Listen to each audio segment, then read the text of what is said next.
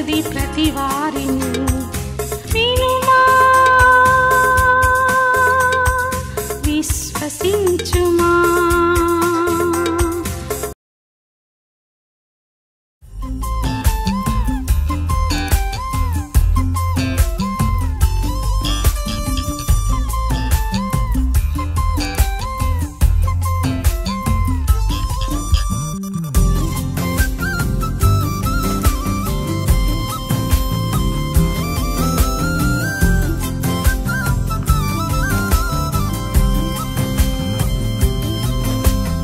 హల్లెలూయా. హైదరాబాద్, సికింద్రాబాద్ నగరాలలో ఉన్న వారికి శుభవార్త. ప్రభు చిత్తమైతే మే 13వ తారీఖు ఒక ప్రత్యేకమైన గెట్ టుగెదర్ను మీ కొరకు హైదరాబాద్లో ఏర్పాటు చేస్తున్నాం. 2 సెషన్స్గా ఈ గెట్ టుగెదర్ ఉంటుంది. 2 to 5, 2 గంటల నుంచి 5 గంటల వరకు, అలాగే సాయంకాలం 6 గంటల నుంచి 10 గంటల వరకు 2 సెషన్స్ మాత్రమే. చిరునామా గమనించండి, RNR Auditorium, Lotus Pond, MLS Colony, Banjara Hills, Hyderabad. ఇంకా విషయం మీకు వివరాలు కావాలంటే ఈ QR కోడ్ స్కాన్ చేసుకోండి, లేదా 8939393939 నెంబర్కి మీరు కాల్ చేయొచ్చు. గమనించండి, 2 సెషన్స్ 2 to 5 అండ్ 6 to 9 ఏదైనా ఒక సెషన్కి మీరు రావాలనుకుంటే ముఖాముఖిగా మిమ్మల్ని చూసి మీకోసం వ్యక్తిగత ప్రార్థన చేయడానికి నేను ఆశపడుతున్నాను. కానీ స్థలము సమయము లిమిటెడ్గా ఉన్న మూలాన ముందుగానే రిజిస్టర్ చేసుకున్న వారికి మాత్రమే అవకాశం ఉంటుంది. కాబట్టి త్వరపడండి, తప్పకొస్తారు కదా.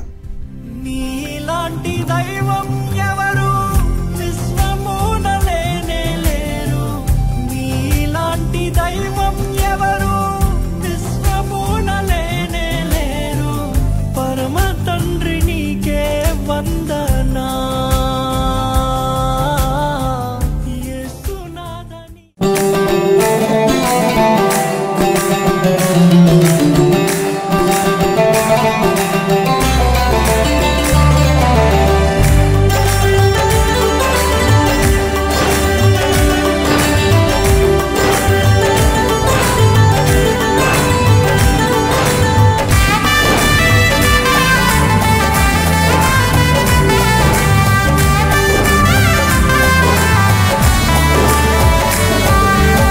నాదంటూ లోకాన ఏది లేదయ్యా, ఒకవేళ ఉందంటే నీవిచ్చినదే ప్రభువా.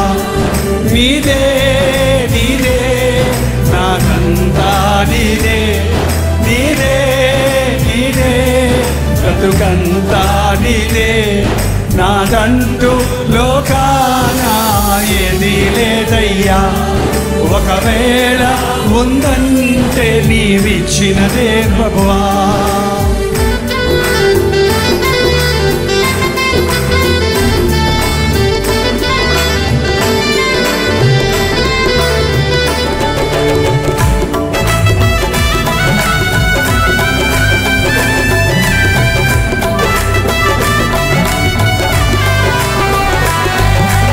నాకు ఉన్న సామర్థ్యం, నాకు ఉన్న సౌందర్యం, నాకు ఉన్న సౌభాగ్యం, నాకు ఉన్న సంతానం,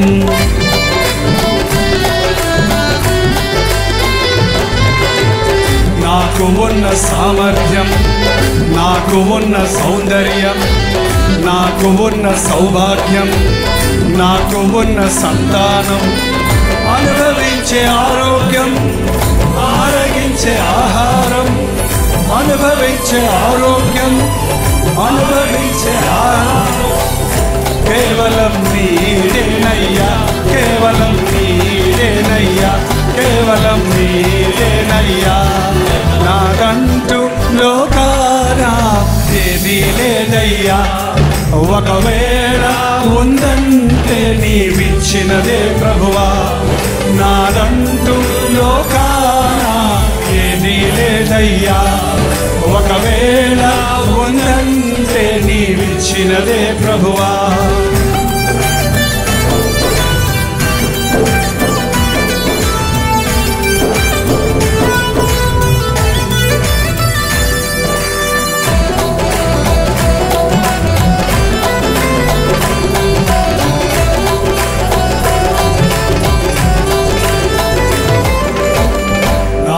ఉన్న ఈ బలం, నాకు ఉన్న ఈ పొలం, తాగుచున్న ఈ జలం, నిలువనీడ ఈ గృహం,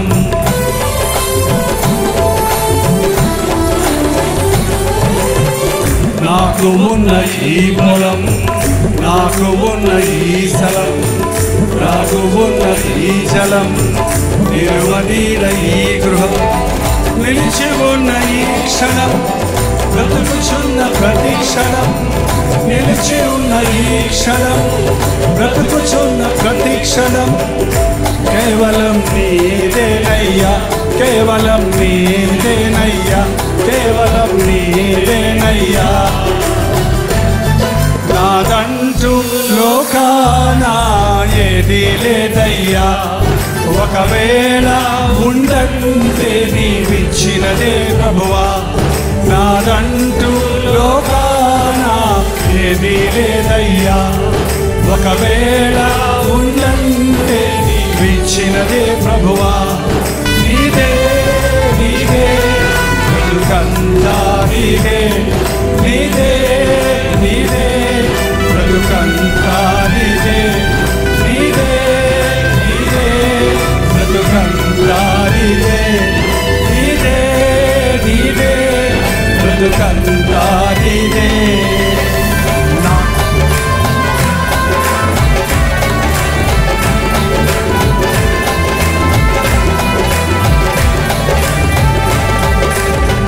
నాకు ఉన్న ఈ బలం, నాకు ఉన్న ఈ పొలం, తాగుచున్న ఈ జలం, నిలువనీడ ఈ గృహం,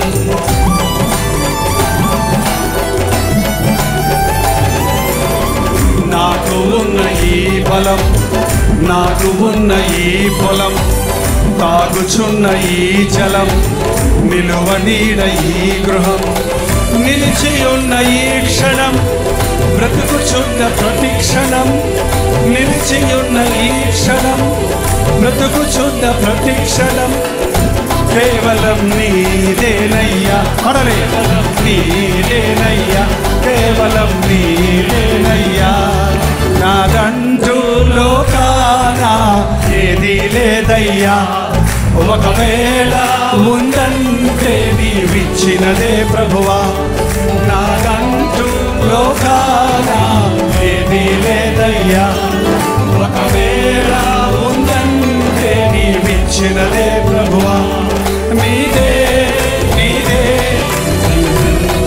నీదే, నీదే నీదే బ్రతుకంతా నీదే, నీదే నీదే బ్రతుకంతా నీదే, నీదే నీదే బ్రతుకంతా నీదే. హల్లెలూయా.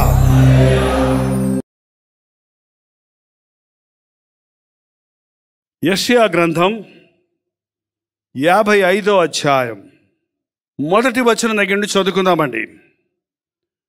దప్పిగొనిన వారలారా నీళ్ల యొద్దకు రండి, రూకలు లేని వారులారా మీరు వచ్చి కొని భోజనము చేయుడి.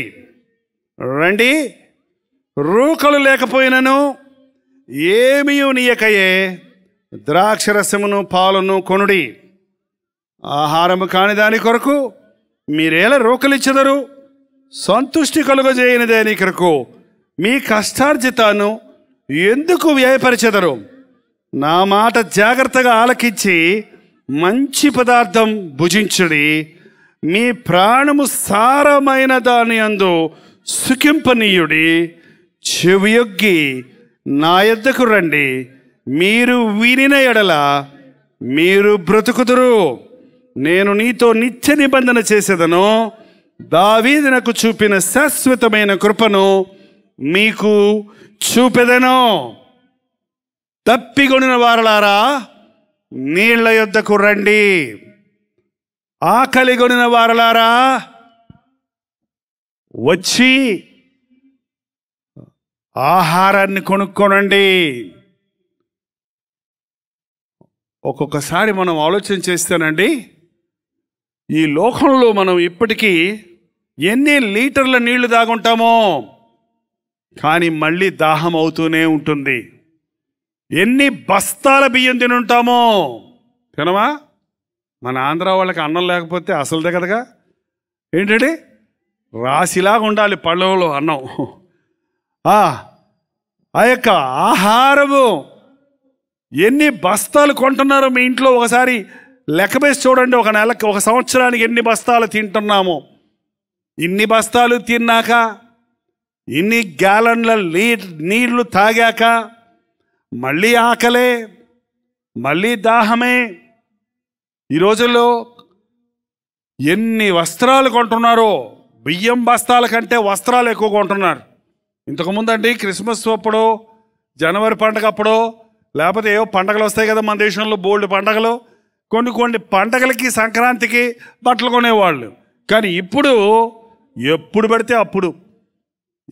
పడితే అప్పుడు డిస్కౌంట్ అంటే చాలు ఎగబడటం, కొంటాం. కొని ఇంటి నిండా పెట్టుకుంటారు. మంచి చీర కట్టుకో, బయలుదేరదాం అంటే ఏం చీర కట్టుకోవాలి అంటారు. ఏం చీర అంటే అన్ని చీరలు ఉన్నాయి కదా, దానికి మ్యాచింగులు లేవు, ఆ చీర చిరిగిపోయింది, ఈ డ్రెస్ బిర్ర అయిపోయింది. ఇప్పుడు చీరలు కట్టరు కదా. ఇప్పుడు ఆంధ్ర వాళ్ళు కూడా చీరలు కట్టేది మానేశారు. చుడేదారులా ఏంటంటే ఎన్ని రకాల వస్త్రాలు, ఎన్ని రకాల ఆభరణాలు, ఎంత అలంకరణం. కోడికూర తినేవాళ్ళు ఇంతకుముందు. ఆ కోడి పట్టుకొని ఎన్ని కూరలో, చికెన్ 65, 75, 85, 95, చికెన్ ఫ్రై, వేపుడు, పులుసు, ఇగురు. హోరే పాపం ఆ చికెన్ ఏడుస్తుందట నన్ను పట్టుకొని. ఎన్ని చిత్రహింసలు చేస్తున్నారు ఈ మానవుడు. ఏమండి, మానవుడు ఏదో ఒకటి తినేవాడు ఇంతకుముందు, అట్టగాదు ఇప్పుడు. దాన్ని ఏంటంటో చేసి ఇటాలియన్, చైనీసు, ఏంటంటే ఇతర దేశాల్లో ఉన్న ఫుడ్లన్నీ, ఫ్యాక్టరీలన్నీ, కంపెనీలన్నీ మన దేశంలో వచ్చేసాయి. తింటూనే ఉన్నాడు జనుడు, తాగుతూనే ఉన్నారు, కొంటూనే ఉన్నారు. ఎప్పుడు చూసినా లేదు లేదు లేదు అంటూనే ఉన్నారు. చూడండి, ఒక్కసారి పొద్దు నుంచి సాయంత్రంలోగా మీ నోట్లో నుంచి ఎన్నిసార్లు లేదు అనే మాట వస్తుందో లెక్క పెట్టుకొని చూడండి. బాగోలేదు అని ఎన్నిసార్లు అంటారో చూడండి. నాకేమీ లేదు అని ఎన్నిసార్లు అంటారో చూడండి. నాకేమొచ్చింది అని ఎన్నిసార్లు అంటారో చూడండి. ఏం లాభం అని ఎన్నిసార్లు అంటారో చూడండి. నాకు అన్నీ ఉన్నాయి, నాకు సంతోషంగా ఉంది, నాకు తృప్తి ఉంది, నాకే కొదువు లేదు, నాకు సంతృప్తి ఉంది, నాకు అన్ని దేవుడు ఇచ్చాడు, అబ్బా కడుపు నిండా ఆనందం తిన్నాను, అబ్బా కంటి నిద్రపోయాను, అబ్బా నేను ఎంత హాయిగా ఉన్నాను, అయ్యా హల్లెలూయా స్తుతి మహిమ అని ఎంతమంది అంటారు. ఏం బతుకు, ఎందుకు వచ్చిన బతుకు, మళ్ళీ తెల్లారిందా, మళ్ళీ డ్యూటీకి పోవాలా, మళ్ళీ వంట వండాలా, మళ్ళీ గిన్నెలు కడగాడా, మళ్ళీ గ్యాస్ అయిపోయింది, మళ్ళీ పొయ్యి అయిపోయింది, మళ్ళీ రేషన్ అయిపోయింది, మళ్ళీ అది పోయింది, మళ్ళీ పరిగెత్తు అట్రా, ఇదిగో బ్యాంకులు ఇక్కడ, అది రేషన్ కార్డు, ఆధార్ కార్డు, పొద్దున్న లేచిన కాడి చేద్దాం కంగారు ఇటు పరిగెడతారు. స్కూల్ టైం అయిపోయింది, పిల్లోడు కట్టి పెట్టి ఆడికి బడ్డ చిన్న పిల్లోడికి ఇంతలా బస్తాలా అంటే బ్యాగ్ పెడతారు వెనకాల. ఎక్కరా నడవరా, చదవరా, ఏంట్రా చదివేది అక్కడాడు. ఏంటండి ప్రపంచం ఎటుపోతుందో చూడండి. ఏంటేంటో సంపాదించుకుందామని ప్రయత్నిస్తున్నాడు, ఏదేదో సాధిద్దామనుకుంటున్నాడు, ఏదేదో తెద్దామనుకుంటున్నాడు, ఏదేదో కొనుక్కుందామనుకుంటున్నాడు, ఏదేదో అలంకరణ చేసుకుందామనుకుంటున్నాడు. అన్నీ అయిన తర్వాత చివరికి చతికిలబడిపోయి, విసిగిపోయి, బాధతో నిద్ర మాత్రం వేసుకుంటే కానీ నిద్ర రాదంటండి పాపం. సారాయి తాగేవాడికేమో సారాయి తాకపోతే నిద్ర రాదు, సారాయి అలవాటు లేనివాడికేమో ఏదో ఒకటి వేసుకొని నిద్రపోవాలంట. కొంతమంది మ్యూజిక్ పెట్టుకుంటే కానీ నిద్ర రాదంట. సుత్తి కొట్టినట్టు నెత్తి మీద అప్పుడు వస్తుందంట నిద్ర. ఏంటండి, మానవుణ్ణి దేవుడు ఎంత అద్భుతంగా సృష్టించాడు. మానవుణ్ణి లోకమంతటిని ఏలమని సమృద్ధైన ఆహారాన్ని ఇచ్చి, సమీకృతమైన ఆహారాన్ని ఇచ్చి, ఆ వృక్ష ఫలాలను తినండి. మా పాత ఆదాము హవ్వలండి శాకాహారులు వారు. ఈ పొరపాటున దేవుడు వేరే పరిస్థితి లేక ఆ నోవహు జలప్రళయం అప్పుడు చెట్లన్నీ ఎండిపోయినాయి కాబట్టి వాళ్ళు ఓడలో నుండి బయటకు వచ్చినప్పుడు ఇక తినటానికి వారికి తిండి లేదు కాబట్టి వాళ్ళు ఒక పర్మిషన్ ఇచ్చాడు. మీరు ఈ జంతువుల్ని తినొచ్చు, కానీ రక్తమంతా వలకబోసి దాన్ని మీరు తినండి అని అన్నాడు. చూడండి, ఇంకప్పటి నుంచి ఇప్పుడు దాకా మనుషుడికి వెజిటేరియనా నాన్ వెజిటేరియనా? అది నోటికి ఎంత గట్టిగా ఉంటే కానీ దిగదంట. ఏంటంటే ఎన్ని రకాల ఆహారాలు తింటున్నా మనుషుడికి తృప్తి లేదు. లోకంలో మనుష్యుడు సర్వాన్ని పోగొట్టుకున్నాడు, తన గురి పోగొట్టుకున్నాడు, తన విధిని పోగొట్టుకున్నాడు, తను చేయవలసినవి చేయటం మర్చిపోయాడు, తనను సృష్టించిన సృష్టికర్త కూడా ఉన్నాడన్న సంగతి మర్చిపోయాడు, తాను సృష్టించుకున్న వాటిని ఆరాధిస్తున్నాడు, సృష్టిని పూజిస్తున్నాడు. మనుషుడు తన జీవితమును వ్యర్థపరుచుకుంటున్నాడు.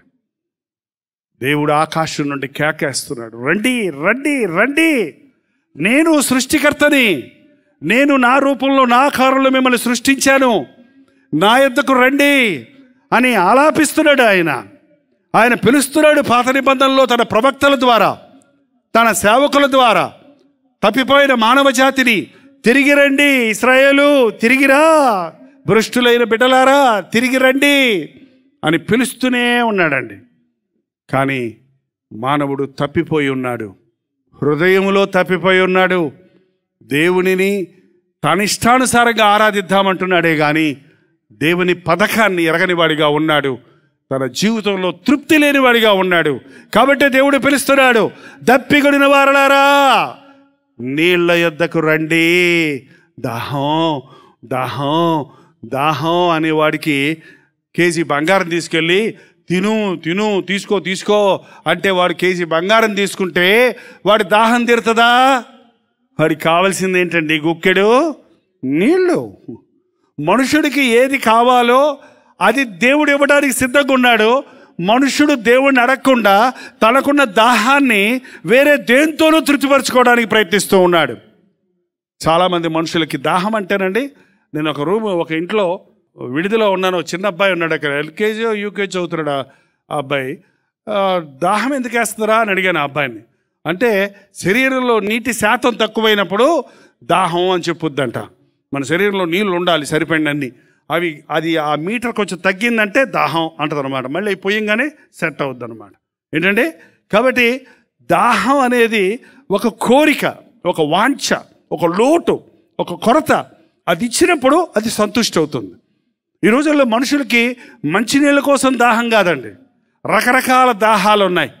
కొంతమందికి కామదాహం, విరహదాహం, కొంతమందికి ధనదాహం, ధనం ధనం ధనం ధనం ధనం ధనం ఎంత సంపాదించినా వాళ్ళకి తృప్తి లేదు. ఈ లోకంలో రకరకాల యావలు, ఒక విధమైన వాంఛ, ఒక విధమైన ఆశ. అనేకులు తృప్తిపరచబడలేనిటువంటి ఆశలతో నిండి ఉన్నారు. ప్రభు అంటున్నాడు, నా యొద్దకు రండి, నేను మీకు జీవజలాన్ని ఇస్తాను, నేను మీకు మీ దాహాన్ని తీరుస్తాను. రోకలు లేని వారలారా మీరు వచ్చి భోజనము చేయుడి, రండి. రోకలు లేకపోయినను ఏమీ నీయకయే ఆహారం, ద్రాక్షరసమును పాలను ఏమి ఇవ్వక్కర్ల మీరు, నేను ఊరక ఇస్తాను మీకు మంచి ఆహారాన్ని, రండి అని ప్రభు పిలుస్తున్నాడు. అంతేకాదు, ఆహారము కాని దాని కొరకు మీరేలా రోకలు ఇచ్చెదరు? సంతుష్టి కలుగజేయని దాని కొరకు మీ కష్టార్జితాన్ని ఎందుకు వ్యర్థపరిచెదరు? ఏమంటే ఒక వ్యక్తి ఈ లోకంలో కొన్ని వేల రూపాయలు సంపాదించాలంటే కష్టపడాలి. రోజు ఉద్యోగానికి వెళ్తారు, నెలాఖరు జీతం వస్తుంది. ఒక్కసారి మీరు మీ డబ్బును ఎలా ఖర్చు పెడుతున్నారో చూడండి, ఎందుకోసం ఖర్చు పెడుతున్నారో చూడండి. ఎంతోమంది ఈ రోజున దుర్వ్యసనాల కొరకు, ఆడంబరాల కొరకు, అనవసరమైన డంబాల కొరకు, గొప్పల కొరకు వారి కష్టార్జితాన్ని ఖర్చు పెడుతున్నారు. కష్టార్జితం కాదు కదా, అప్పులు చేసి రాబోయే రోజుల్లో సంపాదించే సంపాదన కూడా ఈరోజే ఖర్చు పెట్టుకునే వారికి ఉన్నారు. ఎంతకాలం మీరు ఇలా బ్రతుకుతారు? ఆర్థిక ఇబ్బందుల్లో ఉన్నామండి పాస్టర్ గారు ప్రార్థన చేయండి అని అడిగేవాళ్ళు బోల్డ్ మంది ఉన్నారు. ఇక నేను మిమ్మల్ని ఒక్కొక్కరిని అడిగితే మాకు అప్పులు లేవు అనేవాళ్ళు ఒక చేతి వేళ్ళంతమంది ఉంటారో లేదో నాకు తెలియదు. ఏమండి, ఒకవేళ వాళ్ళు ఎవరైనా మీకు అప్పు లేదు అని అంటే గట్టిగా నేను అడిగితే అవునండి అప్పు లేదండి అంటే, మరి ఇల్లు ఎట్ట కట్టారంటే లోన్ తీసుకున్నానండి అన్నాడు ఒక ఆయన. మరి లోన్ అంటే లోను అప్పు ఒకటి కదా ఏంటండి? లోన్ అయినా అప్పే, అప్పైనా అప్పే. నాకేం అప్పులు లేవండి కానీ క్రెడిట్ కార్డు కట్టాలండి నెల నెల అంటే అదేంటి మరి, అది అప్పు కాదా? క్రెడిట్ అంటే ఏంటి? అది అప్పే. ఏంటంటే పూర్వకాలం అప్పు చేసి పప్పు కూడా అనేవారు. మా మెడ్రాస్ వాళ్ళు అంటారంటే అప్పు అయినా సరే నిప్పు లాంటి సారాయి తాగాలన్నాడు ఒకడు. అప్పు అయినా సరే నిప్పు లాంటి సారాయి తాగాలంట. ఏంటంటే ఇప్పుడు అప్పులు కూటి కోసము కాదు, సారాయి కోసము కాదు. ఎందుకు అప్పులు చేస్తున్నారో ఆలోచన చేయండి. ఎందుకు అప్పులు చేస్తున్నారో ఆలోచన చేయండి. సంతృష్టి కలగటం లేదు కదా. ఎంత అప్పు చేసి ఏం సంపాదించుకున్నా, ఏం కొనుక్కున్నా అప్పు తీరేలోగా కారు డొక్కైపోతుంది కదా. అప్పు తీరేలాగా బైకు పనికి రాకుండా పోతుంది కదా. అప్పు తీరేలాగా మళ్ళీ ఇల్లు ఓల్డ్ ఫ్యాషన్ అయిపోయింది. అరే రే ఇది పాతిల్లు అయిపోయిందే, ఇది సిమెంట్ రాలిపోతుంది, ఇదేదో కూలిపోయేటట్టుంది, వరదొస్తే మునిగిపోయేటట్టుంది అని ఎంతమంది ఇబ్బంది పడుతున్నారో తెలుసా? ప్రయాసపడి భారం మోయించిన వారలారా నా యొద్దకు రండి, నేను మీకు విశ్రాంతి ఇస్తాను. ఆకలి కొనిన వారలారా నా యొద్దకు రండి, నేను మీకు సంతృష్టి ఇస్తాను. ఎందుకు మీ కష్టార్జితాన్ని వేస్ట్ పాడు చేసుకుంటారు? ఎందుకు మీ సమయాన్ని వృధాపరుచుకుంటారు? ఎందుకు మీరు రేపటి గురించి చింతిస్తారు? ఎందుకు రేపటి గురించి ఆలోచిస్తారు?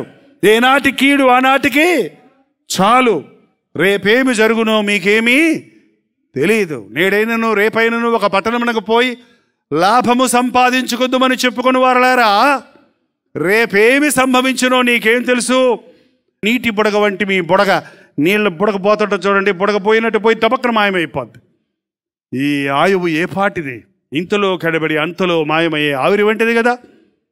ప్రభువు చిత్తమైతే బతికుండి ఇది అది చేయుదుము అని చెప్పుకొనవలెను అని ఆనాటి యాకోబు భక్తుడు ఆనాటి విశ్వాసులకు సెలవిచ్చాడు. క్రైస్తవ సంఘమా, విశ్వాసులు అనబడే వారలారా, లోకములో అప్పుల్లో ఉంటే, లోకము వ్యర్థత్వంలో ఉంటుంటే, నీవు వారిని అనుసరించేవాడిగా ఉంటే, నీ ప్రభు, నీ సృష్టికర్త నీకు సమృద్ధినివ్వాలని ఆశించిన దేవుడు ఈ రాత్రి నిన్ను పిలుస్తున్నాడు. ఒక బొంగు, వెదురు బొంగు, ఎదురును నాటినప్పుడు అది చాలా రోజులు పైకి రాదట. పక్కనున్న చెట్లన్నీ పైకి వచ్చేస్తుంటాయి, పెద్ద పెద్ద అయిపోతుంటాయి. కానీ ఇది ఎందుకురా నాటాను ఇక్కడ, ఏంది ఇది బయటికి రావటం లేదే అనుకుంటుంటే, అది కొన్ని నెలలైన తర్వాత, కొన్ని సంవత్సరాలు అయిన తర్వాత అది పైకేం కనపడదు. కానీ ఏం చేస్తుందో తెలుసా? అది కిందకి పాకుతుంది, కిందకి విస్తరిస్తుంది, కింద వేరు పెరుగుతుంది, పైకేం కనపడటం లేదు. తగిన సమయంలో అది కొన్ని వందల అడుగులు పైకి ఎగిరినప్పుడు, అంటే కొన్ని వందల మీటర్లు, 100 మీటర్లు పైకి వెళ్ళిపోయినప్పుడు కింద వేరు సరిలేకపోతే గాలి వచ్చినప్పుడు ఏమైపోతుంది? ఎదురు చెట్లు, మీరు గార్డెన్స్ చూసారో లేదో, ఊటీ అలాంటి స్థలాల్లో ఉంటాయి. ఎన్ని ఈదురుగాలులు వచ్చినా అవి ఇట్టిట్టిట్ట ఊగుతాయి, స్ప్రింగ్లాగా, కానీ ఇరిగిపోవు. పెద్ద పెద్ద వేప చెట్లు ఇరిగిపోతాయి, తుమ్మ చెట్లు ఇరిగిపోతాయి, మన రోడ్ల మీద ఉన్నటువంటి మామిడి చెట్లు ఇరిగిపోతాయి. కానీ ఆ వెదురు వేరు లోతుగా ఉన్న మూలాన అది ఎంత గాలి తుఫాను వచ్చినా అది నిలబడి ఉంటుంది. ఈ రోజున మనం లోతైన భక్తి నేర్చుకోవటం లేదండి. పై భక్తే, పైన ఆర్భాటాలే, పైన సాక్ష్యాలే. ఇన్స్టెంట్ అంటే వెంటనే ఇన్స్టెంట్ కాఫీ. ఇంతకుముందు కాఫీ పెట్టాలంటే ఫిల్టర్లో పెట్టి వడగట్టి, రాత్రంతా వడగట్టి, పొద్దున్న తీసి కాఫీ కలిపి ఇచ్చేవాళ్ళు. ఇప్పుడేముంది, అంటే వచ్చేస్తుంది కాఫీ. ఏంటంటే ఇంకా కొన్ని మిషన్లు వచ్చాయి, అందులో కలిపి ఢోమ్ డబ్బులు వేస్తే ఢోమ్ అంటే వస్తుంది, తాగేస్తుంది అంతే. ఏంటంటే అలాగే దేవుడి ఆశీర్వాదాలు కూడా వెళ్ళిపోతాం. ఏంటంటే పాస్టర్ గారు చేయి పెడితే ఆశీర్వాదాలు వచ్చేస్తాయి, టీవీ ప్రోగ్రామ్ స్పాన్సర్ చేస్తే ఆశీర్వాదాలు వచ్చేస్తాయి, హల్లెలూయా చెప్తే ఆశీర్వాదాలు వచ్చేస్తాయి, 4 సార్లు ఎగిరితే ఆశీర్వాదాలు వస్తాయి, 7 వారాలు మీటింగ్కి వస్తే ఆశీర్వాదాలు వస్తాయి అని చెప్పే బోధకులు ఉన్నారు, అలా ప్రవర్తించే విశ్వాసులు ఉన్నారు. వచ్చేసాయి ఆశీర్వాదాలు అనుకుంటున్నారు, వచ్చేసాయి అని పట్టుకుంటుంటే ఇంటికి పోయే మధ్యలోనే తుస్సులు ఎగిరిపోతున్నాయి. ఏంటంటే లోతు స్థిరమైన భక్తి. నా యుద్ధకు రండి, అది పాస్టర్ల దగ్గరగా దొరికేది. ఆకాశము నా సింహాసనము, భూమి నా పాదపీఠము, మీరు నా నిమిత్తమై కట్టనుద్దేశించిన ఆలయము ఏ పాటిది? మనం దేవునికి కాదండి ఆలయం కట్టేది, మనం కూర్చోవడానికి ఆలయం కట్టుకుంటున్నాం. దేవుడికి ఆలయం కడతాం మన తరం కాదు. మనం ఆరాధించుకోవడానికి ఒక ఆలయం కావాలి, మంచిదే.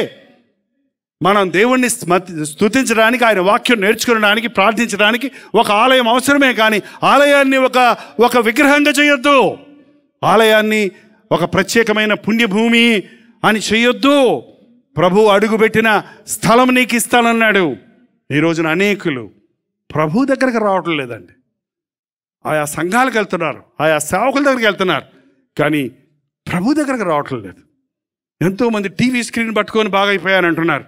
నాకెందుకో మనసు ఒప్పుకోవటం లేదు. అది టీవీ స్క్రీన్ పట్టుకుంటే నువ్వెందుకు బాగవుతావు? పనికిమాలి అన్నీ వస్తాయి ఆ టీవీలో. ఏమండి, నువ్వు యేసు ప్రభు కొంగు పట్టుకుందా వెళ్ళి? ఏం పట్టుకుంది? ఎందుకు? పేతురుని పట్టుకోవచ్చు కదా, పేతురుని పెట్టుకోవచ్చు కదండి. యేసు ప్రభు దగ్గర దేక్కుంటూ వెళ్ళి, పాక్కుంటూ వెళ్ళి, వెనక తట్టు వెళ్ళి ఆయన కొంగు పట్టుకుంటే స్వస్థత పొందింది. మూఢభక్తికి చోటు ఇవ్వకండి భారతదేశ క్రైస్తవులారా. అది కావలసినంత మన దేశంలో ముందే ఉంది. యేసయ్య పాదాల దగ్గరకు రండి. దప్పికొనిన వారలారా నీళ్ళ ఎద్దుకు రండి. ఆ ఆహారం కాని దాని కొరకు మీ కష్టార్జితాన్ని వృధాపరచకండి. దేవుడు చెప్పిన మాటను చెప్పినట్టు చేసినప్పుడు 12 సంవత్సరాలు నా జీవితంలో ఏం చేస్తున్నానో నాకే తెలియలా. నన్ను ఎందుకు పిలిచాడు దేవుడు? జనములకు ప్రవక్తగా చేస్తాడన్నాడు కదా.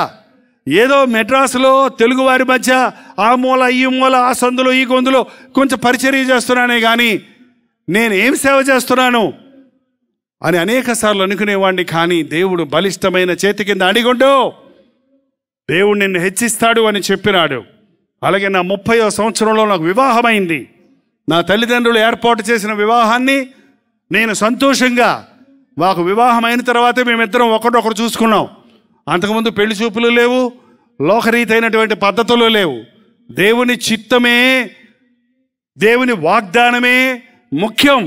దేవుని చిత్తములో దేవుని ఉద్దేశం ఎరిగి వివాహము జరిగిన తరువాత 15వ రోజున దేవుడు ఆ కాపవరం అనే గ్రామంలో సేవ ప్రారంభించమన్నప్పుడు నేను కొత్తగా వివాహమైన నా భార్య హానిమూన్కి వెళ్తారంట చాలామంది కొత్తగా పెళ్లి చేసుకొని. మేము ఆ పక్క పల్లెటూరుకి వెళ్ళాం. ఆ పల్లెటూరులో రిక్షాలు కానీ బస్సులు కానీ ఏమి లేవు.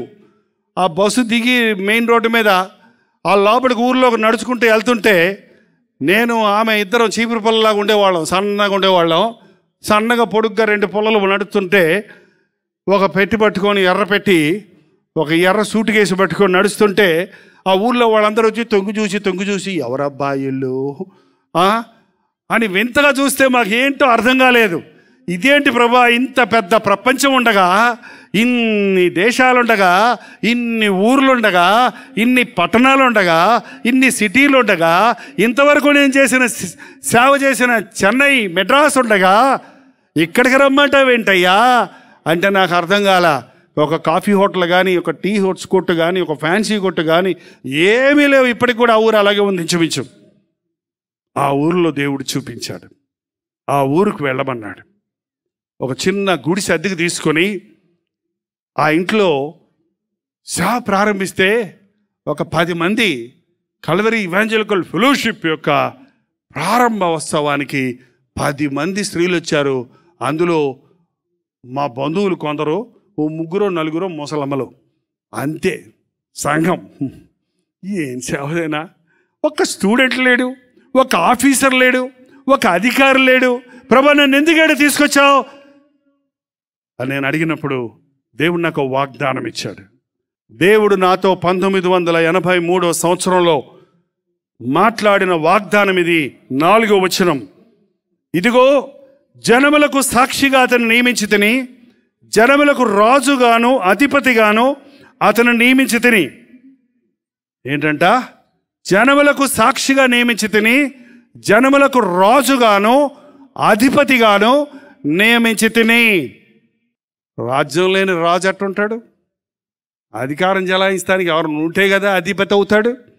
ఏమీ లేకపోయినా ఆ చిన్న గ్రామంలో దేవుడిచ్చిన మాట పట్టుకొని సేవ ప్రారంభించినప్పుడు నేనే చీపురు తీసుకొని తుడుచుకొని ఒక రైల్వే పట్ట గంటలాడుతుంది చూడండి, ఆ గంట ఒకటి తీసి ఫస్ట్ బెల్లు, 2వ బెల్లు, 3వ బెల్లు అని బెల్లు కొట్టి ఆ ఊరిలో ఉన్న వాళ్ళని పోగు చేసి ఆ వచ్చిన వాళ్ళు 10 మందికి చిన్న చిన్న కథలతో వాక్యం చెప్పి ఒక సంతోషం ఉండేది, ఒక కొత్త రకం సేవని.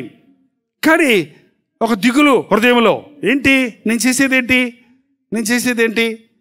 కజన్ బ్రదర్ అవుతాడు.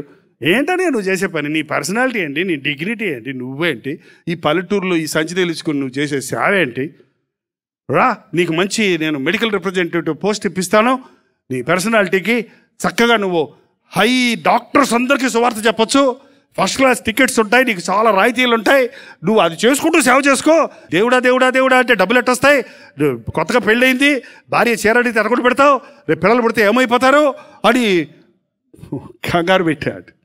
నో, నన్ను దేవుడు సంపూర్ణ సేవకు పిలిచాడు. సైడ్ బిజినెస్ నాకు అక్కర్లా, వేరే వృత్తి నాకు అక్కర్లా. నేను నమ్మినవాడు, నమ్మదగిన దేవుడు, పిలిచినవాడు, దియా గారు రాశారు చూడండి పాట, పిలిచినవాడు నమ్మదగినవాడు. దేవుని వాగ్దానము, నీవెరుగని జనులను నీవు పిలిచెదవు. నిన్నెరుగని జనులు మీ ఊరోణ్ణి కాదు, మీ భాషోణ్ణి కాదు, చెప్పాలంటే ఏంటంటే మీ రాష్ట్రవాణ్ణి కాదు, మీ బంధువుని కాదు, కానీ నన్ను ప్రేమించే తల్లులు, నన్ను అన్నయ్య అని పిలిచే సహోదర సహోదరీలు, నన్ను ఒక తండ్రిగా భావించే వారు ఎందరో ఉన్నారు. దీన్ని చూసినప్పుడు నాకు ఎంత ఆశ్చర్యం కలుగుద్ది. సొంత అన్నదమ్ముల గచ్చి కూడా అంత బంధం ఉండదు, సొంత కన్న బిడ్డలను కూడా అలా ప్రేమించరు కొంతమంది తల్లులు. కానీ ఎవరైనా నా నిమిత్తము, నా రాజ్యము నిమిత్తము తల్లిదండ్రులైనను అన్నదమ్ములైన అక్కజల్లులైనను విడిచిపెట్టిన యెడల ఇహమందు పరమందు నూరంతల ఫలము పొందుదురు అన్నది అక్షరాల నిజం. ఎంతమంది యేసు ప్రభుని గురించి ప్రకటించినా, ఎన్నిసార్లు ఎన్ని వర్తమానాలు విన్నా, నా మట్టుకు నేను 45 సంవత్సరాల నుంచి ఎన్నిసార్లు బైబిల్ చదివినా ఇందులో ఉన్న సంగతులన్నీ ఇంకా నాకు అర్థం కాల. ఏంటండి, ఇంకా ఎన్నో మర్మాలున్నాయి, ఇంకా ఎన్నో సత్యాలున్నాయి, ఇంకా ఎన్నో విషయాలున్నాయి. ఆయా సందర్భాల్లో ఆయా అవసరతను బట్టి పరిశుద్ధాత్ముడు ఆ వాక్యాన్ని వివరిస్తున్నాడు తప్ప సంపూర్ణంగా మనం ఎవరు గ్రహించలేము. ఎందుకు క్రైస్తవ మీటింగులకు వచ్చేది? తెలిసిన దేవుణ్ణి, నాకు అంతా తెలిసి యేసుప్రభు గురించి అని చెప్పినప్పుడు ఎందుకు రావడం ఇక్కడికి? ఇంకా ఎరగాలి. పౌలన్నాడు, నేను ఇంకా ఆయన పునరుద్ధానపు శక్తిని ఎరగాలని ప్రయాసపడుతున్నాను. చూడండి, ఫిలిప్పీయులకు రాసిన పత్రిక 3వ అధ్యాయం 10వ వచనము. ఏ విధము చేతనైనను మృతులలో నుండి నాకు పునరుద్ధానము కలగవలనని ఆయన మరణం విషయంలో సమానుభవం కలవాడనై ఆయనను ఆయన పునరుద్ధాన బలమును ఎరుగు నిమిత్తము ఆయన శ్రమలలో పాలివాడునగుట ఎట్టిదో ఎరుగు నిమిత్తము సమస్తము నష్టపరుచుకొని వాటిని పెంటతో సమానముగా ఎంచుకొని, ఇదివరకే గెలిచిననైనను ఇదివరకే సంపూర్ణ సిద్ధి పొందిననైనను నేను అనుకుంటలేదు, కానీ నేను దేని నిమిత్తమై క్రీస్తు యేసు చేత పట్టబడితేనో దానిని పట్టుకున్న వల్లని పరుగెత్తుతున్నాను. సహోదరులారా, నేను ఇదివరకే పట్టుకొని ఉన్నానని తలంచుకొనను, అయితే ఒకటి చేయుచున్నాను, వెనుకున్న వాటిని మరిచి ముందున్న వాటి కొరకు వేగిరపడుచున్నాను. యేసుక్రీస్తునందు దేవుని ఉన్నతమైన పిలుపునకు కలుగు బహుమానమును పొందవల్లని గురి యొద్దకే పరుగెత్తుచున్నాను. ఇంకా యేసయ్యను ఎరగాలి. నాకు యేసు ప్రభుని గురించి అంతా తెలుసు అనకండి. నేను ఈ లోకంలో గొప్ప విశ్వాసిని అనుకొనకండి. మీకంటే గొప్ప విశ్వాసులు ఉన్నారు, మీకంటే గొప్ప ప్రార్థనాపరులు ఉన్నారు, మీకంటే గొప్ప త్యాగం చేసేవారు ఉన్నారు, మీకంటే ఎక్కువ దేవుని చేతుల్లో వాడబడేవారు ఉన్నారు. ఆనాడు ఏలియా అన్నాడు, నేను ఒక్కడే నీ కొరకు వైరాగ్యం కలిగి ఉన్నాను అని. కాదు, నీకంటే బోల్డ్ మంది ఉన్నారు వైరాగ్యం కలిగిన వారు, విగ్రహాలకు మొక్కని వారు అని ప్రభు జ్ఞాపకం చేయాల్సి వచ్చింది. ఈ రాత్రి నేను యేసయ్యను తెలుసుకోవాలి. ఆయన ప్రేమ ఎంత పొడుగో, ఎంత ఎత్తో, ఎంత వెడల్పో విశ్వాసులమైన మనందరం కలిసి పరిశీలించాలని బైబిల్ చెప్తుంది. ఎవడు మట్టుకాడు నా యేసయ్య ఇది, నా యేసయ్య ఇది, నా యేసయ్య ఇది అని గుంపులు తయారవుతున్నారు ఏంటండి? యేసు ప్రభు ప్రేమను మనందరం కలిసి కొలిసి ముగించలేము.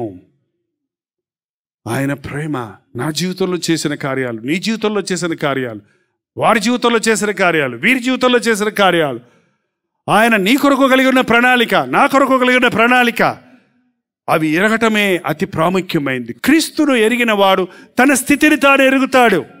తన స్థితిని తాను ఎరిగిన వాడు క్రీస్తులోని గొప్పతనాన్ని గుర్తిస్తాడు. ఓ క్రైస్తవులారా, విశ్వాసులు అనబడిన వారలారా, మీరు క్రీస్తును ఎరుగుదురా? ఆయన్ని ఎరుగు నిమిత్తము ఆయన్ని శాంతిపరుచు నిమిత్తము రావాలి. జైపాలను చూడటానికి కాదు ఇక్కడ వచ్చేది మీరు. ఎందుకంటే యేసు ప్రభుతో శాంతిపరుచుకోవాలంట. మనం ఏమవ్వాలి? సమాధాన పడాలి. దేవుణ్ణి దుఃఖపరిచిన విషయాలునే నీ బ్రతుకులో, దేవుణ్ణి విసిగించిన విషయాలునే నీ బ్రతుకులో, దేవుని బిడ్డనని చెప్పుకుంటూనే అనేక సార్లు తప్పిపోతున్నావు, అనేక సార్లు జారిపోతున్నావు, అనేక సార్లు బొంకుతున్నావు, అనేక విషయాల్లో పరిశుద్ధపరచబడలేదు, విడుదల పొందలేదు, మనశ్శాంతి లేదు, సమాధానం లేదు, తప్పిపోయావు, జారిపోయావు, పడిపోయావు, మీటింగులకు వస్తున్నావు, పోతున్నావు, బతుకుతూనే ఉన్నావు, భక్తి మార్గంలో ఉన్నాను అనుకుంటున్నావు. కాదు, ఇలాంటి సభలకు వచ్చినప్పుడు నువ్వు దేవునితో సమాధాన పడాలి. రక్షింపనేరకుండానట్లుగా ఆయన హస్తము కురచకాలేదు, విననేరకుండాట్లు ఆయన చెవులు బంధము కాలేదు. మీ దోషములు మీకును మీ దేవునికి అడ్డముగా ప్రార్థన వింటం లేదండి. మాకు దేవుడికి అనుకరించడం లేదండి, దేవుడు మాకు సహాయం చేయటం లేదండి అనేవారులారా, మీరు దేవునితో సమాధాన పడండి. మీకు మీ దేవునికి అడ్డంగా ఉన్న గోడలు, పాపపు ఆటంకాలు తొలగిపోనట్లుగా సమాధాన పడండి. ఆయన ముఖ కాంతిలో మీ రహస్య పాపాలు కనబడతాయి. ఆయన దగ్గరకు పరిగెత్తుకుని వచ్చిన మీరు ఆయన్ని ఎరగాలి, ఆయనతో సమాధాన పడాలి. యెషయా గ్రంథం 55వ అధ్యాయం 7వ వచనంలో, భక్తిహీనులు తమ మార్గములు విడవలను, దుష్టులు తమ తలంపులు మానవనను. వారు యెహోవా వైపు తిరిగిన యెడల ఆయన వారి యందు జాలిపడను. వారు మన దేవుని వైపు తిరిగిన యెడల భక్తిహీనులు తమ మార్గములను విడువవలెను, దుష్టులు తమ తలంపులను మానవలను.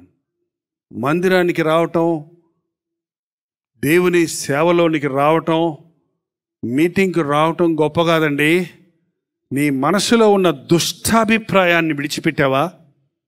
నీ పొరుగువాని మీద ఉన్న అసూయ, ద్వేషం విడిచిపెట్టావా? మీరు నిలుచుండి ప్రార్థన చేయనప్పుడల్లా మీ విరోధుల కొరకు విరోధులను క్షమించండి దేవుడు చెప్పాడు కదా. ఈ రాత్రి ఇక్కడ కూర్చున్న నీవు, నాకు విరోధులు ఎవరూ లేరండి, నన్ను బాధ పెట్టిన వాళ్ళు చాలామంది ఉన్నారు, నాకు అన్యాయం చేసిన వాళ్ళు చాలామంది ఉన్నారు, నన్ను మోసగించిన వాళ్ళు చాలామంది ఉన్నారు, కానీ నేను యేసయ్య నామంలో వారందరినీ క్షమించాను అని చెప్పగలరా? ఆ కోపం అలాగే పెట్టుకొని యేసయ్య నాయన నన్ను క్షమించు అంటే ఎట్లా క్షమిస్తాడు?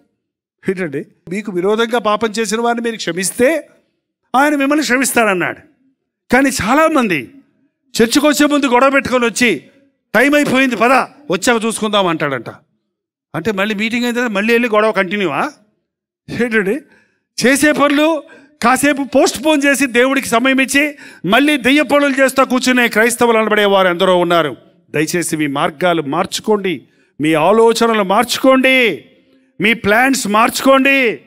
అక్కడ కూర్చొని ఉండగానే రేపు ఎక్కడికి వెళ్ళాలి, రేపు ఏం చేయాలి, రేపు ఎవరిని కొట్టాలి, రేపు ఎవరిని మోసగించాలి, రేపు ఏ కొట్టుకెళ్ళి తాగాలి, ఏ సినిమాకి వెళ్ళాలి అని ఆలోచించేవారు ఉన్నారంటే కూడా ఆశ్చర్యపడాల్సిన విషయం లేదు. నీ దుష్ట ఆలోచన మానాలి, నీ దుష్ట మార్గాలు మానాలి. ఎందుకంటే 8వ వచనం, నా తలంపులు మీ తలంపులు వంటివి కావు, మీ త్రోవలు నా త్రోవలు వంటివి కావు. మీ తలంపులు వేరు, నా తలంపులు వేరు. మీ త్రోవలు వేరు, నా త్రోవలు వేరు. మీ త్రోవలో నా దగ్గరకు వచ్చారు, నా త్రోవలో మీరు తిరిగి వెళ్ళాలి. మీ తలంపులతో నా దగ్గరకు వచ్చారు, నా తలంపులతో నింపబడి మీరు వెళ్ళాలి. వచ్చిన వారు తలంపులు, చెడ్డ తలంపులు విడిచిపెట్టి, చెడ్డ మార్గాలు విడిచిపెట్టి దేవునితో సమాధానపడి, వారి ఆకలి తీరి, వారి దాహం తీరి, వారు సంతృష్టి కలిగి, వారు దేవునితో సమాధానపడి, వారు దేవుని ఆశీర్వాదాలతో తిరిగి వెళ్ళటం నిజమైన క్రైస్తవ భక్తి. లేకపోతే మీరు ఎన్ని సభలకు వెళ్ళినా ప్రయోజనం లేదు. మన తలంపులు వేరు. నీ తలంపులు చౌకబారు తలంపులు, చీప్ థాట్స్, టెంపరీ, వాటి కోసం, తాత్కాలికమైన వాటి కోసం కక్కుర్తిపడాయి. నాకు నీ పట్ల గొప్ప తలంపులు ఉన్నాయి, నిన్ను ఇశ్రాయేలు జనాంగానికి నేను రాజుని చేయాలనుకుంటున్నాను. మన తలంపులు విడిచిపెడితేనే దేవుని తలంపులు తెలుసుకుంటామండి. నేను యాక్టర్ అవ్వాలనుకున్నాను, మా నాన్న డాక్టర్ అవ్వాలనుకున్నాడు. ఓ జ్యోతిష్కుడి దగ్గరికి వెళ్ళి యాక్టర్ని అవుతానా డాక్టర్ని అవుతానని చేయి చూపించి అడిగా. మార్మన్స్ పొందకముందు, ఇప్పుడు కాదులేండి. అడిగాక అదిగా యాక్టర్ అవుతావు అనగానే ఇంకా ఆ రోజు నుంచి పుస్తకాలు పక్కన పెట్టి ఏంటంటే సినిమాలకు ట్రై చేశాను. అప్పుడు మేకప్ టెస్టులకు వెళ్ళాను. ఆ గోతులో పడుంటే ఈ పాటికి ఒక పనికిమాలిన యాక్టర్ ఎంతమంది యవనస్తులను ఏం చేస్తాడు చెప్పండి? ఎంతమంది యవనస్తులు సినిమాలు చూసి ఈ రోజున పాడైపోతున్నారు? ఎంతమంది సినిమా లవ్ని, సినిమా ప్రేమను, సినిమా కార్యాలను చూసి వేస్ట్ చేసుకుంటారు జీవితాల్ని. ఒకవేళ అలా అయి ఉంటే నేను ఎంతమంది యవనస్తులకు శాపం అయిపోయేవాడినో.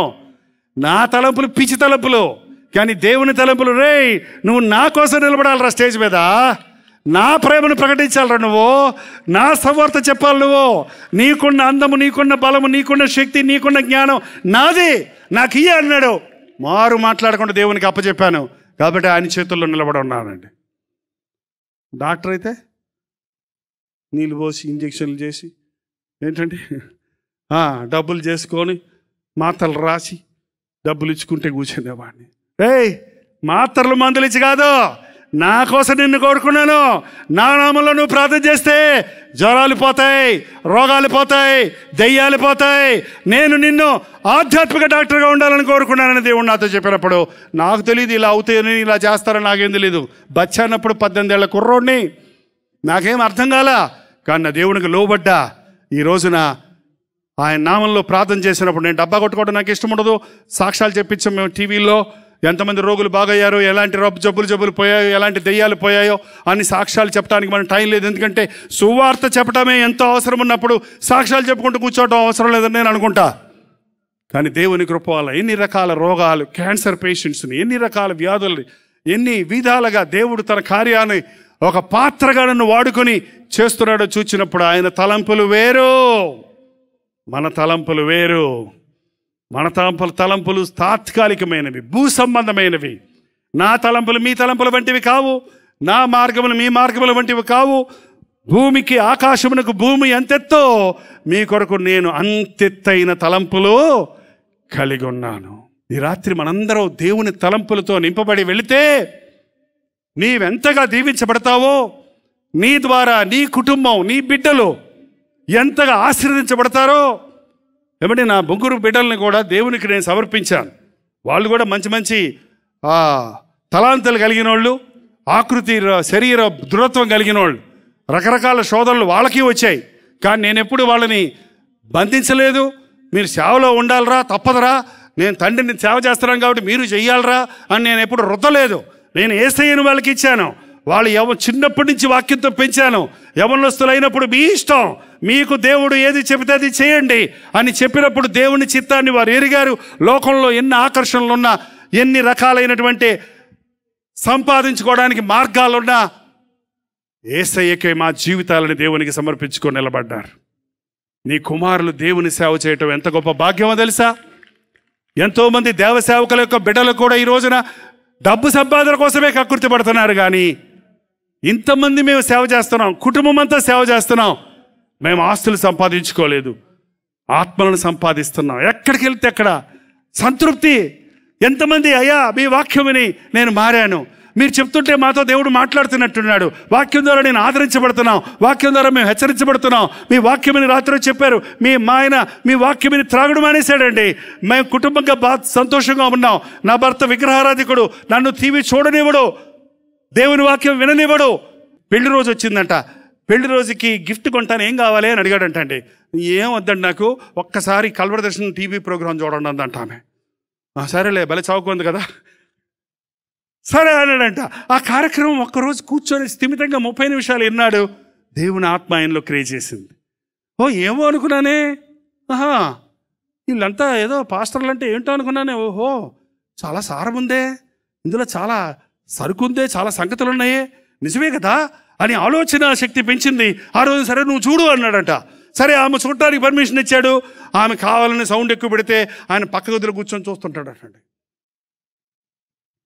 ఒక 2-3 నెలలు అలా చూడగానే 3వ రోజు ఆయన కూడా కూర్చొని చూడటం మొదలుపెట్టాడు. 2 భార్యాభర్తలు వచ్చి సాక్ష్యం చెప్పారు. ఏ ఊర్లో నాకు గుర్తులేదు ఇప్పుడు. కానీ ఏంటంటే ఎలాగూ దేవుడు తన వాక్యం ద్వారా మనుషుల్లో క్రియ జరుగుతున్నాడు అన్నది అది చాలు.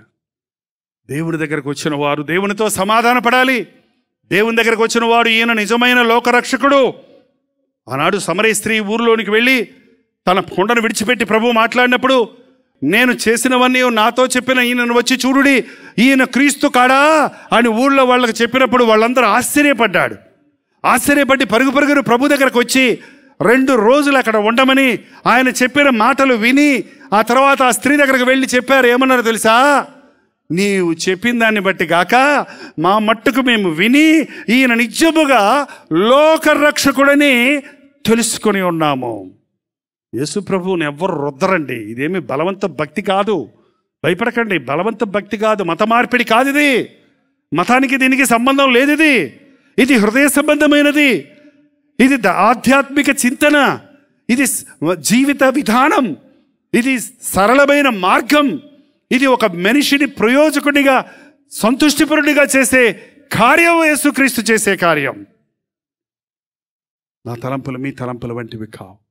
మీరు ఒకవేళ ఈరోజు ఈ మీటింగ్కి చూచిపోదామని వచ్చారేమో, విని వెళ్దామని వచ్చారేమో, లేకపోతే ఏదన్నా ఒక అవసరం ఉంది, మా అబ్బాయికి ఉద్యోగం కావాలి, మా అమ్మాయికి వివాహం కావాలి, నా గర్భఫలం కావాలి, నా అప్పులు తీరాలి, నా జబ్బులు పోవాలి అని చిన్న భారాలన్నీ పెట్టుకొని వచ్చారేమో.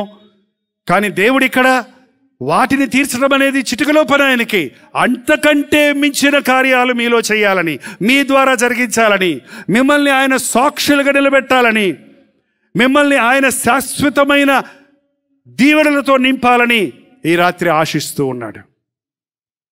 అవునయ్యా, నా బ్రతుకులో నీవు కలిగి ఉన్న తలంపులు నేను అడగాలని ఆశిస్తున్నాను అని మీరు నిజంగా దేవునికి మొరపెడితే దేవుడు తన కార్యాన్ని జరిగిస్తాడు. యేసు ప్రభు దగ్గరకు వచ్చిన వారు ఎవ్వరూ ఒట్టినే వెళ్ళలేదండి. ఆ పాపాత్మురాలు ఏడ్చుకుంటూ వచ్చింది, ఆయన పాదాల మీద పడి ఆయన పాదాలను కన్నీటితో కడిగి తల వెంట్రుకలతో తుడిచింది. పక్కన వాళ్ళందరూ అసహించుకుంటున్నారు, ఛీ ఈమె పాపాత్మురాలు అని. కానీ ఆమె పశ్చాత్తాపంతో ప్రభువును ప్రేమతో ఆయన పాదాలు ముద్దు పెట్టుకున్నప్పుడు ప్రభు అన్నాడమ్మా, నీ పాపములు క్షమించబడి ఉన్నవి, సమాధానము గల దానివై వెళ్ళు. ఏడ్చుకుంటూ వచ్చింది, ఎగురుకుంటూ వెళ్ళింది, పాప క్షమాపణ పొంది వెళ్ళింది, పాప జీవితం నుంచి విడుదల పొంది వెళ్ళింది. యేసు ప్రభు దగ్గరికి వచ్చిన వారు ఊరకనే వెళ్ళరండి.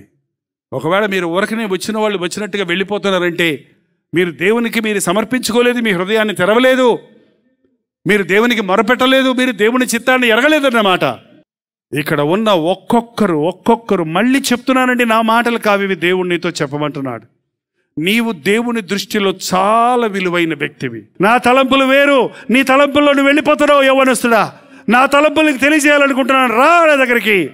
ఎంతకాలం అసంతృప్తితో ఉంటావు, ఎంతకాలం ఉద్యోగం లేకుండా ఉంటావు, ఎంతకాలం పని లేదంటూ ఉంటావు, ఎంతకాలం సంతానం లేదంటూ ఉంటావు, ఎంతకాలం నా బ్రతుకులో సమాధానం లేదంటావు, ఎంతకాలం నా జీవితాలు అభివృద్ధి లేదంటావు. నీ కొరకు నేను గొప్ప తలంపులు కలిగి ఉన్నాను. నీ సొంత తలంపుల్లో నువ్వు వెళ్తున్నావు కాబట్టి నువ్వు కీడులో ఉన్నావు, నష్టంలో ఉన్నావు. నా తలంపులు ఎరుగు, నా చిత్తాన్ని ఎరుగు, నా మార్గాల్లో రా అని దేవుడు నీతో మాట్లాడాలని ఆశపడుతూ ఉన్నాడు. దేవా, నా కొరకు నీ చిత్తం ఏంటి అని మీరు ఎప్పుడైనా అడిగారా? ప్రభా, నన్ను ఏం చేయమంటావు అని ఎప్పుడైనా అడిగారా?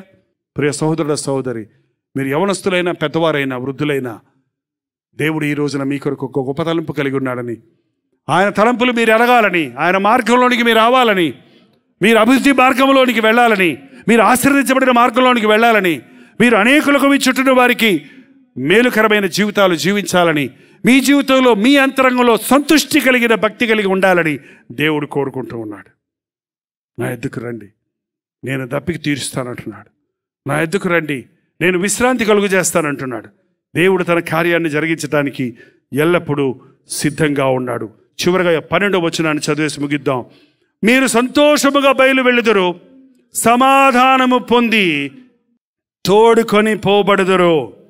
మీరు సంతోషముగా బయలు వెళ్ళుదురు, సమాధానము పొంది తోడుకొని వెళ్ళుదురు, తోడుకొని పోవుదురు. ఈ రాత్రి ఈ మాటలు మనందరి పట్ల నెరవేరును గాక. ఎటువంటి సమస్యలతో, ఎటువంటి చిక్కులతో, ఎటువంటి బాధలతో, ఎటువంటి వ్యాధులతో, ఎటువంటి అసహనముతో, ఎటువంటి వేదనతో ఈ స్థలానికి వచ్చున్నారో, ఈ రాత్రి ప్రభువు ఇక్కడ మిమ్మల్ని దర్శించబోతున్నాడు. మనం సంతోషంతో తిరిగి వెళ్ళినట్లుగా, సమాధానంతో నింపబడి వెళ్ళినట్లుగా, మనం వెళ్ళి ఆయన సాక్షులుగా జీవించినట్లుగా పరిశుద్ధాత్ముడు తన కార్యాన్ని జరిగించనై ఉన్నాడు. ఈ ప్రార్థనా సమయంలో దయచేసి ఎవ్వరూ లేవద్దండి, ఎవ్వరూ వెళ్ళొద్దండి. కొన్ని నిమిషాల్లో ప్రార్థన అయిపోతుంది. చివరి నిమిషంలో ఒక అద్భుతం నీ అంతరంగంలో జరిగే సమయం ఇది. దేవుడు నీతో మాట్లాడే సమయం ఇది. తన వాగ్దానాలతో నిన్ను దర్శించే సమయం ఇది. నీ జీవిత గమ్యాన్ని నీకు తెలియజేసే సమయం ఇది. నీవు సంతోషంతో తిరిగి వెళ్ళినట్లుగా నీవు సిద్ధపడే సమయం ఇది. అందరూ లేచి నిలబడదాం. ప్రార్థనతో, దేవుని ఆశీర్వాదములతో, దేవుని చిత్తములో మనం తిరిగి మన స్థలాలకు వెళదాం. మీరు నిలుచుండి ప్రార్థన చేయనప్పుడు మొదటగా మీ హృదయాలను దేవుని సన్నిధిలో కుమ్మరించండి. రెండవదిగా మీ బాధ, మీ సమస్య, మీ చిక్కు, మీ అవసరత ప్రభుతో చెప్పండి. కొన్ని సంవత్సరాలుగా నిన్ను పట్టి పీడిస్తున్న ఆ వ్యాధి నుండి ఈ రాత్రి నిన్ను విడిపించాలని ప్రభు ఆశ కలిగి ఉన్నాడు. ఎన్నో ప్రయత్నాలు చేసినప్పటికీ విఫలమైనటువంటి నీ ప్రయత్నాన్ని సఫలపరచాలని ఈ రాత్రి దేవుడు తన కార్యాన్ని జరిగించాలని సిద్ధంగా ఉన్నాడు. కళ్ళు మూసుకొని ప్రతి ఒక్కరు ప్రార్థన చేద్దాం.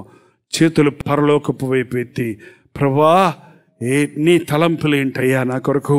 ఈ రాత్రి నువ్వు వచ్చిన వాడు వచ్చినట్టు వెళ్ళడానికి వీలు లేదు. నువ్వు కొరతలో వచ్చావు, కొరతలో వెళ్ళకూడదు ఇక్కడి నుంచి. నువ్వు వ్యాధితో వచ్చావు, వ్యాధితో వెళ్ళొద్దు ఇక్కడి నుంచి. కరువులో వచ్చావు, కరువులో వెళ్ళొద్దు.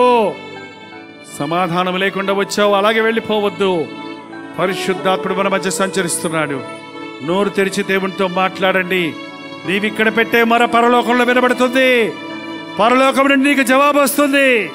హృదయాలను పరిశీలించే దేవుడు, హృదయ వాంఛలు తీర్చే దేవుడు, హృదయాంతరేంద్రియాలను పరిశీలిసి ప్రతి మూలుగును, ప్రతి వేదనను చూసే దేవుడు మన నిమిత్తమై గొప్ప తలంపులు కలిగి మన కన్నీరు తొడవాలని, మన ఆకలి తీర్చాలని, మన లోట్లు కొదవులు తీర్చాలని ఆశీర్వాదాలతో నిలబడున్నాడు. నన్ను ఆశీర్వదించయ్యా, నన్ను ఆశీర్వదించు నాయనా, నన్ను ఆశీర్వదించు. యాకోబు అనేక సంవత్సరాలు ఆస్తే ఆశీర్వాదం అనుకున్నాడు, లోకంలో సొత్తులే ఆశీర్వాదం అనుకున్నాడు. కానీ అవన్నీ వట్టివని, ఎన్నో ఆస్తిపాస్తులున్నా, ఎంతమంది భార్యలు బిడ్డలున్నా సంతుష్టి లేని స్థితిలో పెనుయేల దగ్గర ప్రభువుతో పోరాడి నన్ను ఆశీర్వదించమని ఇశ్రాయేలు అని మా ఇశ్రాయేలుగా మార్చబడ్డాడు. ఈ రాత్రి అటువంటి మార్పు నీకు ఇవ్వాలని ఆశపడుతున్నాడు. మోయబడిన ప్రతి గర్భాన్ని నజరేయుడైన యేసుక్రీస్తు నామములో తెరచుదామునైనా. మాకు వివాహమైనది పిల్లలు లేరని నిందల పాలవుతున్నామని, అట్టి వారి గర్భంలో ఒక అద్భుత కార్యాన్ని జరిగించుము తండ్రి. మరుసటి సంవత్సరం మనకు చక్కటి బిడ్డతో సాక్ష్యం ఇచ్చినట్లుగా వైద్యులను ఆశ్రయించాను, అనేక విధాల ప్రయత్నాలు చేశాను, కానీ నా దేవుని చిత్తాన్ని ఎరగలేదు, నా దేవుడు నాకిచ్చే గర్భఫలాన్ని నేను పొందలేదని ఎవరైతే ఈ రాత్రి విశ్వాసంతో నేను అడుగుతున్నారో అట్టి వారి గర్భాల్లో అద్భుతాన్ని జరిగించుము నాయన. ఒక ఆశీర్వాదం కావాలనుకుంటూ చౌకవారు వాటి కొరకు కోరుకుంటూ నీ సన్నిధికి వచ్చిన వారు నీ గొప్ప తలంపులు ఎరిగి, నీ ప్రణాళికను వారి జీవితంలో ఎరిగి, ఒకప్పుడు ఒక 18 సంవత్సరాలు యవనస్తుడిగా నీవు నన్ను దర్శించినట్లు ఈ రోజున ఇక్కడున్న యవ్వన జనాన్ని దర్శించుము నాయన. గొప్ప ప్రవక్తలుగా, గొప్ప దైవజనులుగా, ఆత్మల సంపాదకులుగా నీవు కోరుకున్న జ్యేష్ఠులందరినీ, ముఖ్యముగా నీవు కోరుకున్న జ్యేష్ఠులందరినీ అభిషేకించుము తండ్రి. నీవు ఏర్పరచుకున్న కనిష్ఠుల్ని అభిషేకించుము నాయన. తింటం తాగటమే బతుమనుకుంటూ, ఆస్తిపాతులు సంపాదించుకోవడమే సంతుష్టి అనుకుంటూ బ్రతుకులో నష్టపోయిన, మోసపోయిన వారిని ఈ రాత్రి దర్శించి పరలోకములో నీ సన్నిధిలో గొప్పవారగినట్లుగా, ఆధ్యాత్మిక చింతన కలిగిన వారిగా, ఆత్మల సంపాదనలో పాలుభాగస్తులుగా ఉండుటకు నీ బిడలను దర్శించుము నాయన. ప్రతి దైవజనుని అభిషేకించుము తండ్రి. ఆత్మల పట్టు జాలరులుగా చేయము నాయన. ప్రతి కుటుంబాన్ని కట్టు నాయన. భార్యాభర్తలను విడగొట్టాలని సాతాను చేస్తున్న ప్రయత్నాలు విఫలపరచుము నాయన. విడాకులు తీసుకుందామని సాతాను సంబంధమైన తలంపుల నుంచి విడిపించి భార్యాభర్తలు సమాధానపడి సంతోషముతో వారి కుటుంబాలు కట్టుకొనుటకు సహాయం ఇచ్చేయము. ఇప్పటికే విడాకుల కొరకు కోర్టులను ఆశ్రయించిన వారు వారి కేసును వాపస్ తీసుకుని తమ ఇంటి వారితో సమాధానపడినట్లు, తమ తలంపులు విడిచి నీ తలంపులు నెరవేరునట్లు నీ అద్భుత కార్యాలు జరిగించు నాయన. ఎవరితో నీవు మాట్లాడుతున్నావో, ఎవరిని నీవు దర్శిస్తున్నావో, ఎవరిని నీవు చూస్తున్నావో, ఎవరి కొరకు నీవు ఎట్టి గొప్ప ప్రణాళికలు కలిగి ఉన్నావో వాటిని వారి వారికి బయలుపరచుము తండ్రి, తెలియపరచుము నాయన.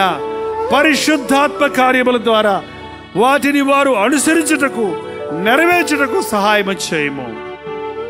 త్రాగుడుకు బానిసలైన వారిని నజరేయుడైన యేసుక్రీస్తు నామములో విడుదల చేసినాము.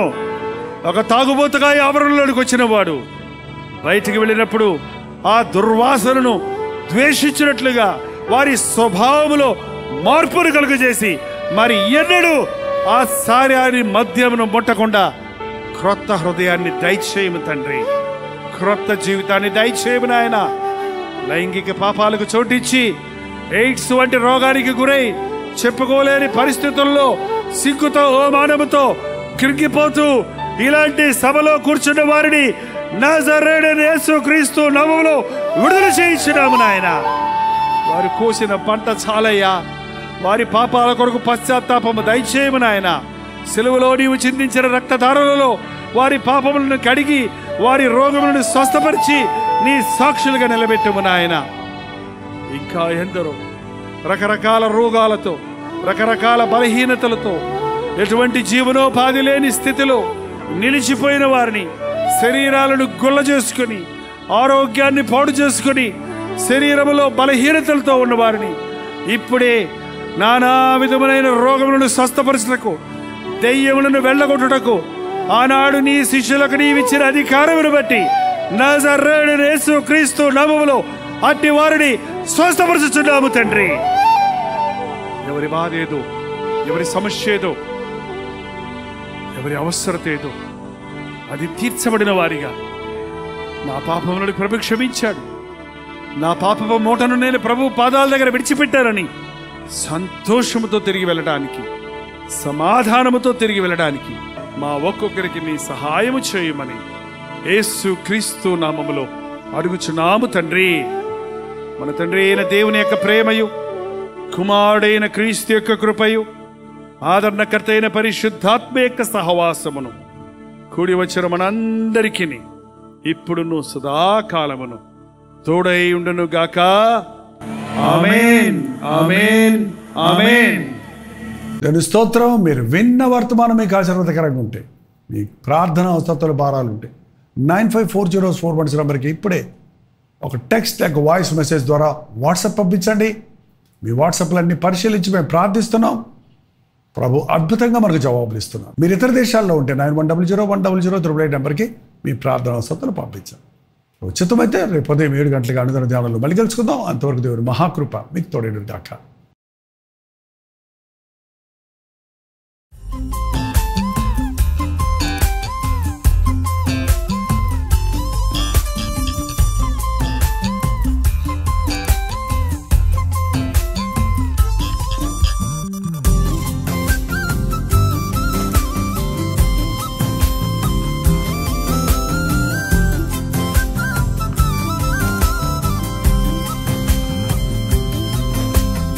హల్లెలూయా. హైదరాబాద్, సికింద్రాబాద్ నగరాలలో ఉన్న వారికి శుభవార్త. ప్రభు చిత్తమైతే మే 13వ తారీఖు ఒక ప్రత్యేకమైన గెట్ టుగెదర్ను మీ కొరకు హైదరాబాద్లో ఏర్పాటు చేస్తున్నాం.